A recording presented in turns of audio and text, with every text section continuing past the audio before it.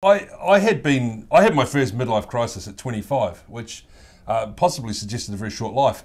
But thankfully, as we moved from 25 through to my 50s, I noticed that the circles were becoming, the time between sort of depression, anxiety, and stuff became less and less and less. And my 47th birthday was a dreadful time. But by the time, I was in my early 50s, COVID hit.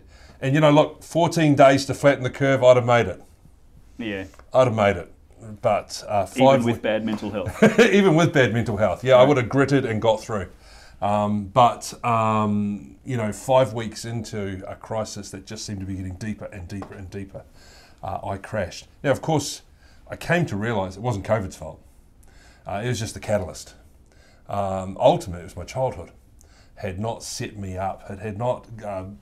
I didn't have the right software installed in me to cope with a crisis. How did you come to realise that?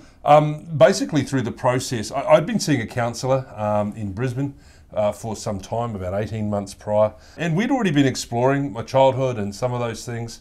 Had a sneaking suspicion that 14-year-old Dino was the cause of a lot of the stuff that was going on, but came to realise that it was even earlier, younger Dino in a sense, that had really been impacted by a bunch of stuff in my family.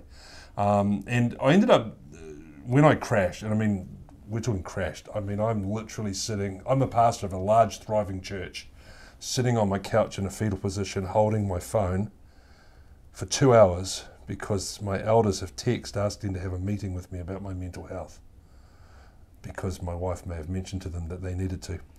And I didn't know how to answer it. This is so out of the box. I mean, I should not have been petrified by this, but I was. And I was waiting for Tania to come home and tell me what I could do, what I needed to do. Wow. And those who know me would know that's not me. I'm a decisive, capable, strong leader who, I just was not. And I didn't want to leave the house. I didn't want to be seen by anybody. Lockdowns helped, but, and I just was petrified. I remember the first time I went up the street after this had all happened, and I was petrified about meeting people. So Richard said to me, I can help you. I've recently trained in a very exciting trauma therapy that can help you.